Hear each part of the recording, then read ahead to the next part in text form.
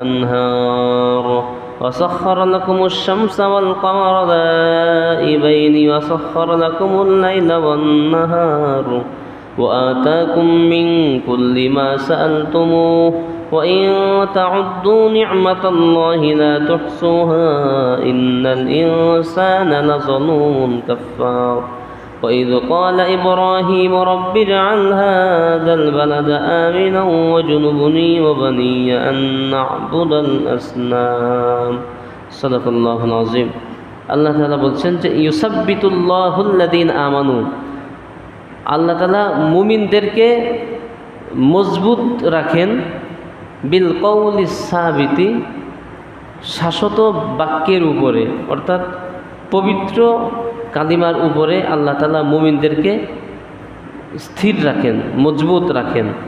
যারা একবার কালিমার প্রতি পূর্ণ আস্থা এবং বিশ্বাস স্থাপন করে, শত বাধা বিপত্তি এবং কষ্ট নিপীড়ন করেও তাদেরকে এই কালিমা থেকে আর দূরে সরানো সম্ভব হয় না। এরকম ঘটনা পৃথিবীতে খুব কম যে কোনো মুসলমান কালিমাকে অস্বীকার করে হিন্দু হয়েছে অথবা খ্রিস্টান হয়েছে, আছে কিন্তু খুবই কম।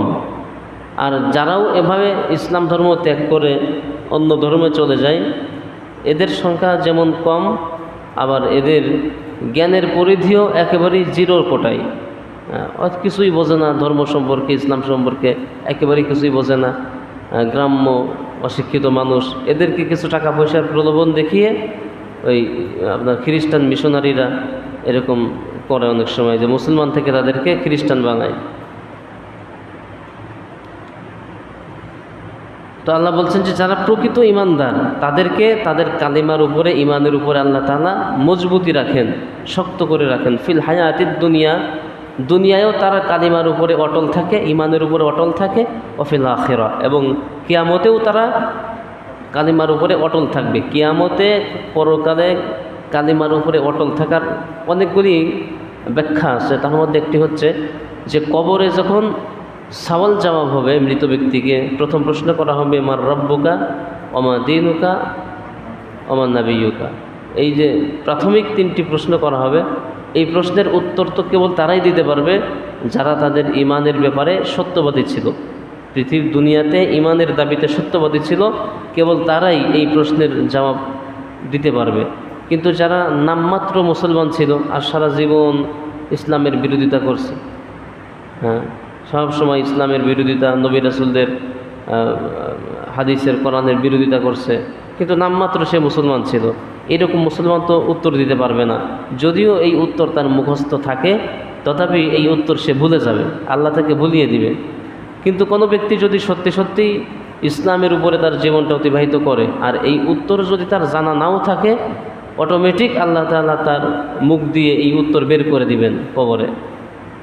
সেটা বলা হচ্ছে ওয়াফিল আখিরা, যে আল্লাহ তাআলা কালিমার উপরে, ইমানের উপরে তাকে পরকালেও স্থির রাখবেন, শক্ত রাখবেন, তার জবান দিয়ে এগুলো বের হবে।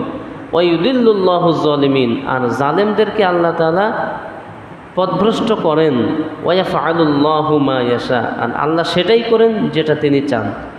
আল্লাহ কোনো মানুষের কাছে জেনে শুনে এরপর একটা সিদ্ধান্ত নিতে হয় না। আল্লাহ তাআলা যা ইচ্ছা করেন তখন তিনি তাই করেন। আলাম তারা ইলাল্লাযীনা বাদদালু নি'মাতাল্লাহি কুফরা, হে রাসূল তুমি কি দেখো না ওই সমস্ত লোকদের ব্যাপারে যারা আল্লাহ তাআলার নিয়ামতের পরিবর্তে অশুকর আদায় করে, নাশুকুর করে, কুফরি করে। অর্থাৎ আমরা পাচ্ছি আল্লাহ তাআলার নিয়ামত, এই যে ঘুম হয়েছে রাতে, এটা আল্লাহর নিয়ামত। ঘুমানোর আগে খাওয়া দাওয়া করেছি, এটাও নিয়ামত। ঘুমে যাওয়ার সময় প্রস্রাব পায়খানা করেছি অনেকে, এটাও আল্লাহর নিয়ামত। আবার ঘুম থেকে উঠে প্রস্রাব পায়খানা ক্লিয়ার হয়েছে, এটাও নিয়ামত। এখন আমরা যে চোখে দেখতে পারছি, কানে শুনতে পারছি, আমাদের হার্টবিট চলছে, আমাদের হৃৎপিণ্ড চলছে, এগুলি সব হচ্ছে আল্লাহ তাআলার নিয়ামত। তো এই আল্লাহ তাআলার নিয়ামত মানুষ পাওয়ার পরেও যারা আল্লাহর নাশুকুর করে, ওয়াহাল্লু কওমাহুম, এবং তাদের জাতিকে যারা ধ্বংসের দারুল বাওয়ার, দ্বার প্রান্তে পৌঁছে দেয়, আপনি কি তাদের ব্যাপারে অবগত নন? বলছে যারা আল্লাহর নিয়ামত পেয়েও নাশুকুর করে এবং তাদের জাতিকে, তাদের পরিবারকে, তাদের দেশের মানুষকে, জনপদের মানুষদেরকে আপনার ধ্বংসের দ্বারপ্রান্তে পৌঁছে দেয়, তাদের ব্যাপারে কি আপনি অবগত নন? জাহান্নামা ইয়াসলাউনাহা, জাহান্নাম সেটাই হচ্ছে তাদের গন্তব্যস্থল। অবিসাল করর, আর আবাসস্থল হিসাবে এই জাহান্নাম কতই না নিকৃষ্ট। ওয়াজআলু লিল্লাহি আনদাদান লিয়ুদিল্লু আন সাবিলি, ওয়াজআলু লিল্লাহ আনদাদা, আর তারা আল্লাহর সঙ্গে অসংখ্য শরীক স্থাপন করে। লিয়ুদিল্লু আন সাবিলি, আল্লাহর রাস্তায় মানুষদেরকে পথভ্রষ্ট করবার জন্যে, বাধা দেওয়ার জন্যে। কুল, হে রাসূল আপনি তাদেরকে বলুন, তামাত্তাউ, তোমরা কিছুকাল পৃথিবীতে ভোগ বিলাস করে নাও, ফাইন্না মাসিরাকুম ইলান নার, এরপরে অবশ্যই তোমাদেরকে জাহান্নামের দিকে অগ্রসর হতে হবে।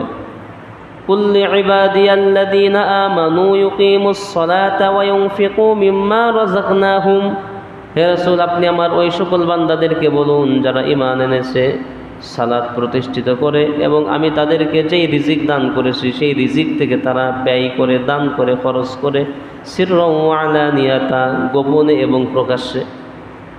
তাহলে আল্লাহ বলছেন যে আমার ওই সকল বান্দাদেরকে আপনি এই কথা বলুন। কোন বান্দা? যারা ঈমান এনেছে এবং সালাত আদায় করে, আমি তাদেরকে যে রিজিক দিয়েছি সেই রিজিক থেকে ব্যয় করে গোপনে এবং প্রকাশ্যে।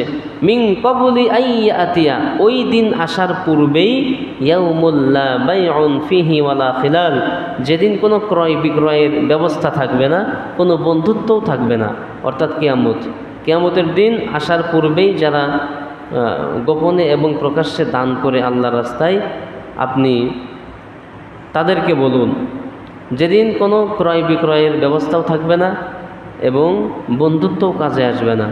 আল্লাহুল্লাযী খালাকাস সামাওয়াতি ওয়াল আরদ, এখন আল্লাহ তাআলার কিছু ক্ষমতা সম্পর্কে বলা হচ্ছে যে আল্লাহ তো তিনি যিনি আসমান এবং জমিনের স্রষ্টা। ওয়া আনজালা মিনাস সামাই মাআ, এবং আসমান থেকে তিনি পানি বর্ষণ করেন, বৃষ্টি বর্ষণ করেন। ফাখরাজা বিহি মিনাস সামারাতি রিজকাল লাকুম, এই বৃষ্টি বর্ষণের কারণ কি? বলছে এই বৃষ্টির পানি দিয়ে তিনি তোমাদের জন্য বিভিন্ন ধরনের ফল মূল, শাকসবজি এগুলি উৎপাদন করেন তোমাদেরকে রিজিক দেওয়ার জন্যে। ওয়াসাখখারা লাকুমুল ফুলক, এবং তিনি তোমাদের অনুগত করে দিয়েছেন, করতলগত করে দিয়েছেন নৌকা, নৌকা, জাহাজ, স্টিমার ইত্যাদি। ফাখরাজা লিতাজরিয়া ফিল বাহরি বিআমরিহি, এই নৌকা নদীর উপরে বিচরণ করে আল্লাহর হুকুমে। তো নৌকা, এত বড় বড় জাহাজ, 5 তলা 10 তলা জাহাজ, কিভাবে নদীর উপরে এত ওজনের একটা জাহাজ চলছে? তো এগুলি আল্লাহ তাআলার কুদরত, এগুলি আল্লাহ তাআলার ক্ষমতা, আল্লাহর নির্দেশেই পানির উপরে এত বিশাল বিশাল জাহাজগুলি ভেসে চলছে। ওয়াসাখখারা লাকুমুল আনহার, আর আল্লাহ তাআলা তোমাদের জন্য অনুগত করে দিয়েছেন আনহার, হচ্ছে নদীসমূহ, নদী নালাকে তোমাদের জন্যই আল্লাহ তাআলা তোমাদের অনুগামী করে দিয়েছেন। এই এখন যদি পদ্মায় যে পানি আছে, পদ্মা যদি চাই যে আমার পানি সব আমি উগরে দিব, আশপাশের এলাকা কিছু থাকবে? সব তো ধুয়ে মুছে পরিষ্কার হয়ে যাবে। কিন্তু না, পদ্মায়, নদীতে যতই পানি হোক না কেন, সে সেই পানি বহন করে, এবং এটা আল্লাহ তাআলার কুদরত। হ্যাঁ, যদিও মাঝে মাঝে দেখা যায় জলোচ্ছ্বাস, এগুলা তো আমাদের গুনাহের কারণে আল্লাহ তাআলা অনেক সময় শাস্তি দেন। ওয়াসাখখারা লাকুমুশ শামস, আল্লাহ তাআলা তোমাদের জন্য, অর্থাৎ মানব জাতির জন্য, শামস মানে সূর্য, সূর্যকে করেছেন অনুগত, ওয়াল কমারা, এবং চন্দ্রকে, দাইবাইন, এই চন্দ্র এবং সূর্য তারা নিয়মতান্ত্রিকভাবে কিন্তু তাদের উপরে যে দায়িত্ব অর্পিত হয়েছে সেই দায়িত্ব তারা পালন করে চলছে। সূর্যের দায়িত্ব হলো আল্লাহ তাআলার নির্দেশ যে মানব মণ্ডলীর জন্য, পৃথিবীবাসীর জন্য সকালবেলায় উদিত হবে, সন্ধ্যাবেলায় অস্ত যাবে। সকালে তোমার পাওয়ার থাকবে একটু কম, দুপুর যখন হবে তোমার পাওয়ার থাকবে একেবারে গরম, আবার যখন সন্ধ্যা হবে তুমি নিস্তেজ হয়ে যাবে। এটা আল্লাহ তাআলার বিধান। সূর্য ঠিক তাই করে। এমন কখনো হয়নি পৃথিবীর ইতিহাসে যে সকালে ওঠার সঙ্গে সঙ্গে সূর্য এত উত্তপ্ত হয়ে গেছে যে খালি মাথায় যাওয়া যাচ্ছে না, মাটি গরম হয়ে, এরকম হয়নি। আবার সন্ধ্যাবেলায় প্রচুর গরম দিচ্ছে, তাপ দিচ্ছে, এরকমটাও হয়নি। আবার দুপুরবেলায় মানে স্বাভাবিক যেই তার প্রতি যে নির্দেশ যে দুপুরবেলায় রোদ থাকবে কড়া, যদিও মেঘলা আকাশের কারণে, তবে সেটা তো সূর্য ঠিকই তাপ দিচ্ছে, কিন্তু প্রাকৃতিক দুর্যোগের কারণে আমাদের কাছে ওই তাপটা দুপুরবেলায় হয়তো অনেক সময় ঠান্ডা হিসাবে আমরা পেয়ে থাকি, কিন্তু সূর্য ঠিকই যে তাপ দেয়। তো এই জন্য বলছে যে চাঁদ এবং সূর্যকে তাদেরকে যে দায়িত্ব দেওয়া হয়েছে সেই দায়িত্ব তোমাদের জন্য তারা নিয়মিত পালন করে চলেছে। ওয়াসাখখারা লাকুমুল লাইলা ওয়ান নাহার, আর আল্লাহ তাআলা মানব জাতির জন্য রাত এবং দিনকেও অনুগত করেছেন। রাতের নিজাম হচ্ছে সে অন্ধকার থাকবে, এমন না যে রাত আলোকময়, আর দিনের নিজাম হচ্ছে দিন থাকবে আলোকিত। তো এই জন্য দিনের প্রতি যে অর্ডার, রাতের প্রতি যে অর্ডার, সে রাত এবং দিন মানব জাতির খেদমতে আল্লাহ তাআলা তাদের যে অর্ডার করেছেন তারা সেই অর্ডার আঞ্জাম দিচ্ছে। ওয়াতাকুম মিন কুল্লি মা সালতুমু, আর ওয়াতাকুম এবং তিনি তোমাদেরকে দান করেছেন মিন কুল্লি প্রত্যেক বস্তু, মা সালতুমুহু তোমরা যা চেয়েছো। মানুষ যা চায় আল্লাহর কাছে আল্লাহ কিন্তু সবই দেয়, হয়তো নগদে পাই অথবা দেরিতে। ওয়াইন তাউদ্দু নি'মাতাল্লাহি লা তুহসুহা, আর তোমাদের প্রতি আল্লাহ যে নিয়ামত দান করেছেন সেগুলি যদি তোমরা গণনা করো এটা শেষ করতে পারবে না। মানুষ যত নিয়ামত আমরা পেয়ে থাকি, একজন ফকিরকেও আল্লাহ তাআলা যে নিয়ামত দিয়েছে সেগুলিও যদি সে গণনা করে সে শেষ করতে পারবে না। ওই যে সকালে ঘুম থেকে ওঠার পর থেকে নিয়ে রাতে ঘুমোতে যাওয়ার আগ পর্যন্ত তার শ্বাস প্রশ্বাস, তার শারীরিক সুস্থতা, তার খাওয়া দাওয়া, হাঁটা চলা, কথা বলা, এই যে সব কিছু আল্লাহ তাআলার নিয়ামত। আল্লাহ বলছেন যে এই নিয়ামতকে তোমরা গণনা করে শেষ করতে পারবে না। ইন্নাল ইনসানা, এরপরেও মানুষ লাযালুমুন কাফার, বড়ই জালেম এবং আপনার নাশুকুর বান্দা, এরা আল্লাহ তাআলার নাশুকুর করে। ওয়াইদ ক্বালা ইব্রাহিম, এবং আপনি স্মরণ করুন সে সময়ের কথা যখন ইব্রাহিম নবী বলেছিলেন তার রবকে, রব্বিজআল হাযাল বালাদা আমিনা, হে রব আপনি এই জনপদকে, এই শহরকে নিরাপদ শহর হিসাবে কবুল করুন। এই শহর দ্বারা উদ্দেশ্য হলো মক্কা নগরী। কাবাঘর নির্মাণ করার পরে ইব্রাহিম নবী আল্লাহর কাছে দোয়া করেছিলেন যে হে আল্লাহ আপনি কাবাঘর নির্মাণের না। যখন তিনি তার স্ত্রী হাজেরা এবং সন্তান ইসমাইলকে বনবাসে রেখে আসলেন, তখন তো ওই এলাকায় কোনো মানুষ বসবাস করতো না, কোনো খাদ্য খাবার ছিল না, জীর্ণ শীর্ণ একটি এলাকা, জনপদহীন একটি এলাকা। তো এই এলাকায় যখন রেখে আসলেন তখন স্ত্রী সন্তানকে রেখে আসার সময় আল্লাহর কাছে দোয়া করেছিলেন যে হে আল্লাহ আপনি এই এলাকাটিকে নিরাপদ করে দিন, আমার স্ত্রী সন্তান যেন নিরাপদে থাকে। অজনুবনি ওয়াবানিয়া আন না'বুদাল আসনাম, এবং আপনি আমাকে এবং আমার সন্তানকে মুক্ত রাখুন যেন আমরা আসনাম অর্থাৎ মূর্তির ইবাদত না করি, আমরা কখনোই যেন মূর্তির ইবাদত না করি। তো এই এখান থেকে আবার ওই ইব্রাহিম নবীর ঘটনা আসতেছে।